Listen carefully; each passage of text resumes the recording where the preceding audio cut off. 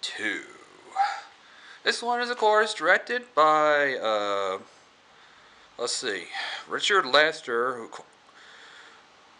Richard Donner was actually directed half of the movie. The other half was directed by Richard Lester.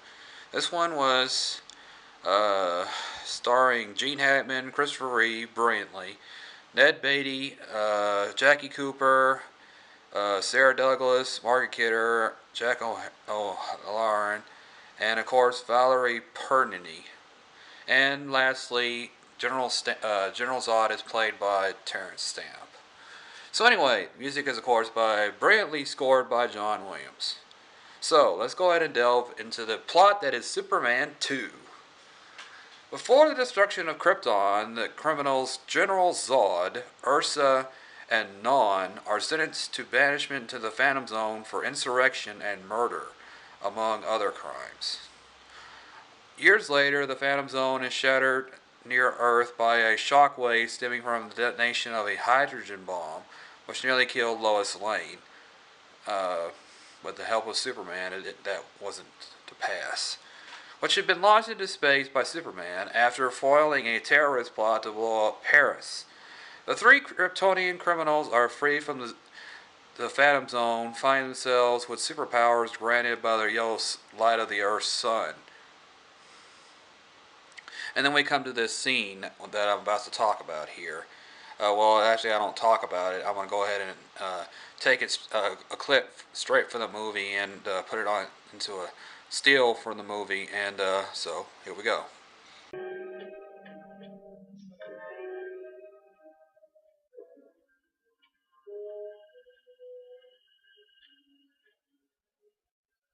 You.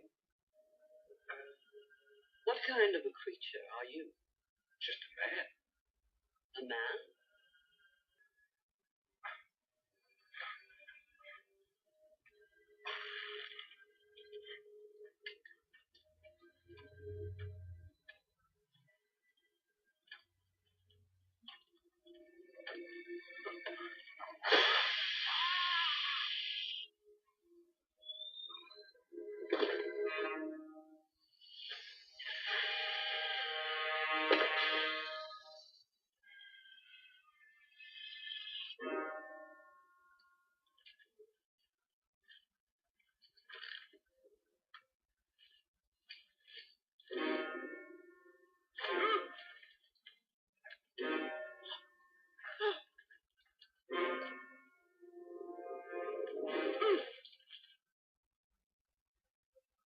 Cut my shovel?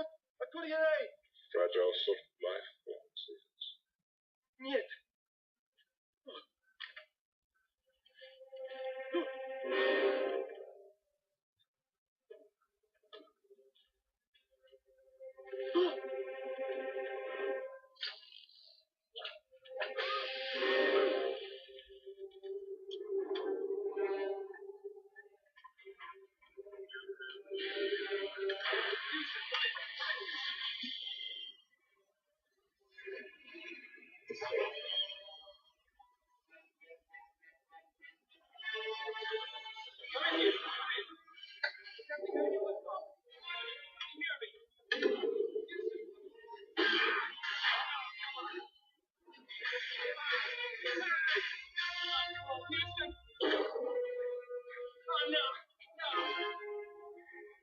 Somebody help me!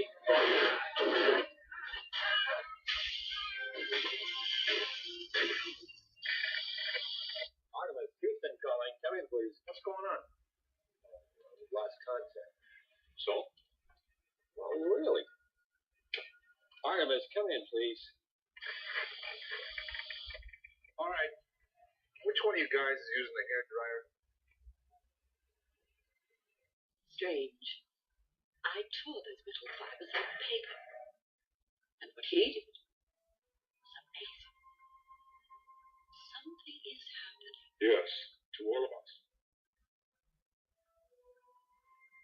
The closer we come to an atmosphere with only one sun, a yellow sun, the more our molecular density gives us unlimited powers. They come from there. A place called... Then we will go there too. to rule. Finally, to rule.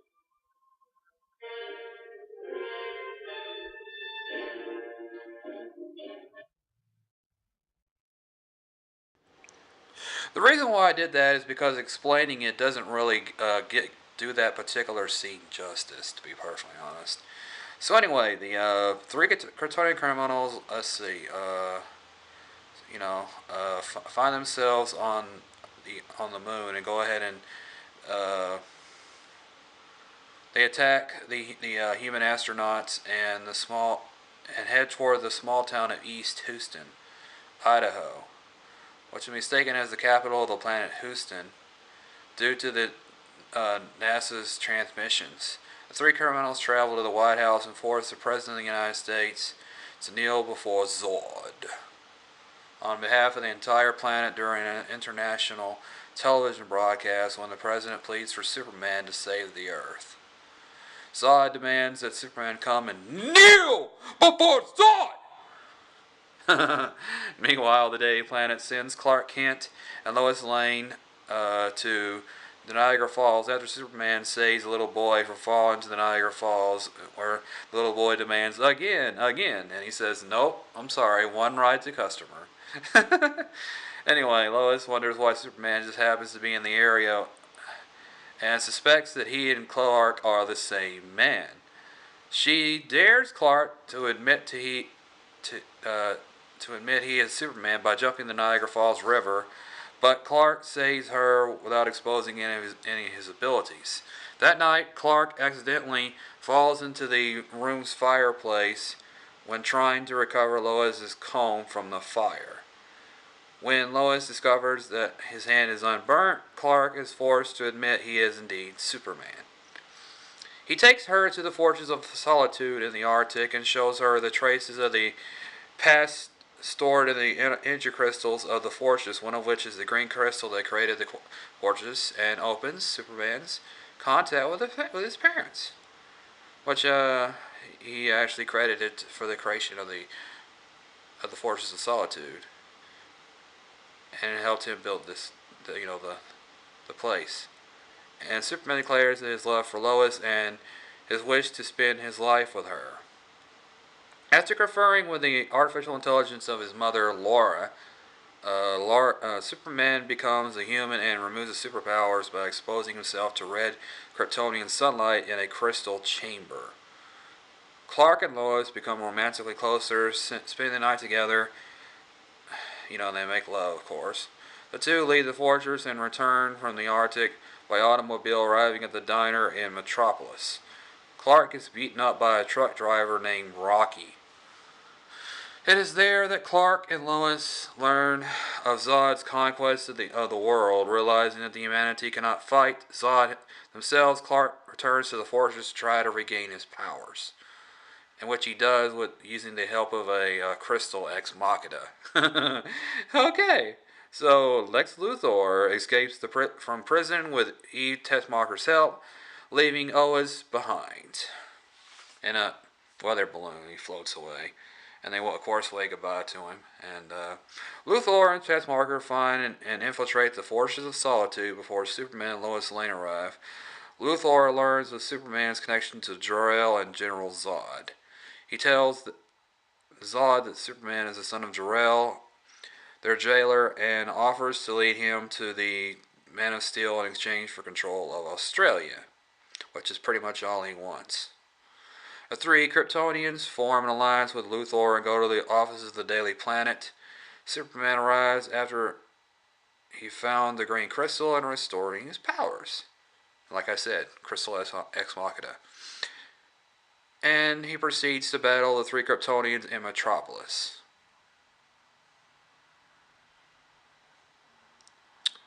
So, I'm going to go ahead and go to that scene where he, a very short scene where he demands that Superman finally stands up to Zod. So, I'm going to go to that very short scene here, right here. General, would you care to step outside? Superman! Superman, my God. I mean, get him! Come to me, son of Jor-El! Kneel before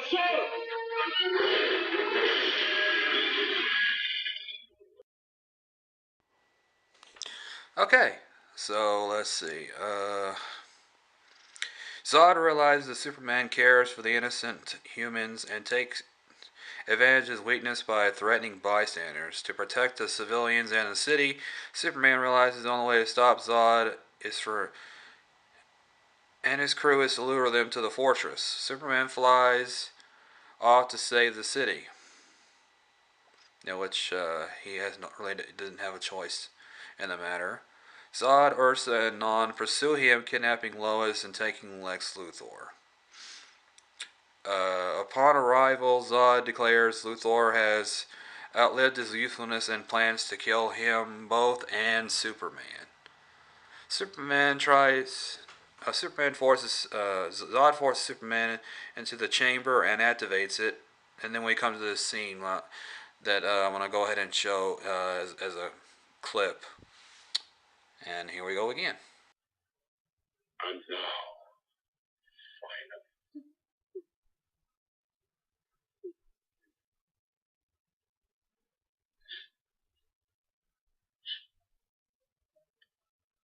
take my hand.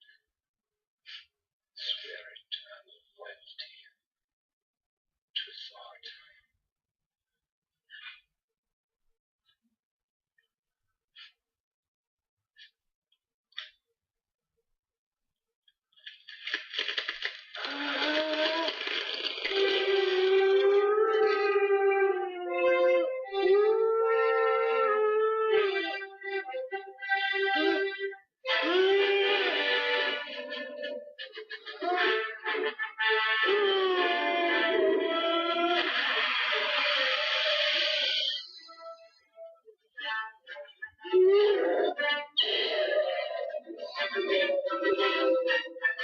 He switched it.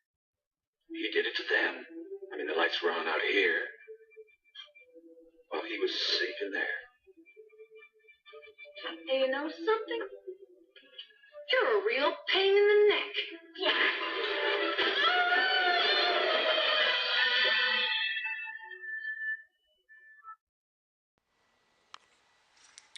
So let's see. Let's see.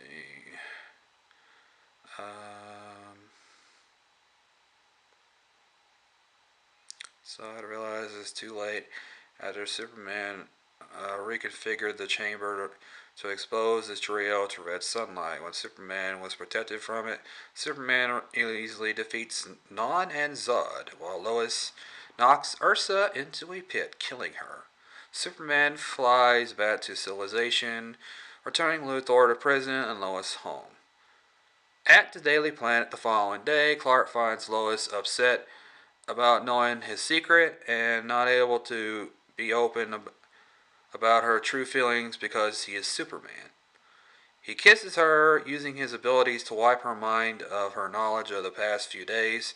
Clark has a rematch with Rocky, who beat him up earlier and defeats him quite easily. Superman restores the damage done by Zod, replacing the flag on top of the White House, and promises the president to never let him down again. Thus, we get the ending of the movie where he smiles at the camera, and then he flies off into outer space for yet another adventure, which is pretty much how the first one was ended. So, what can I tell you about Superman Part 2? Superman 2 is a great movie and it is, of course, awesome-tacular.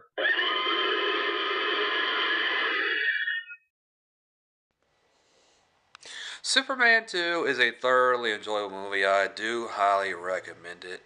If you have a chance to see only one Superman movie of the series, I do recommend Superman 2.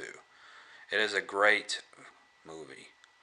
Although, like I said before, that Richard Donner did not actually direct the whole movie. He only directed the first half of it. The rest of it was done by Richard Lester. But anyway, it's a thoroughly enjoyable movie. At least it's a lot better than Superman 3, which I'll be doing tomorrow. A review of Superman 3 tomorrow. I'm going to go ahead and mention that the box office take of this was a mere 190.4. The previous one was was around 300 million, and the budget of this one was 54 million. So quite a bit. So anyway, this. Go ahead and hit subscribe. Watch some more videos. Go ahead and hit thumbs up to support the channel. Leave a comment below. And thank you for watching. And I'll see you next time.